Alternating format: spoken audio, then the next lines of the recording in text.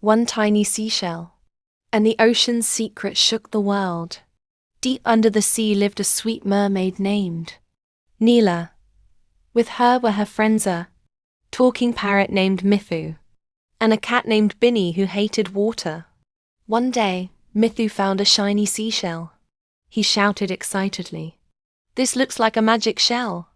Neela opened the shell, and black smoke poured out. A voice echoed, "You've awakened me. Now face the consequences." Fear filled Binny's eyes, and Mithu yelled, "Stop! Stop!"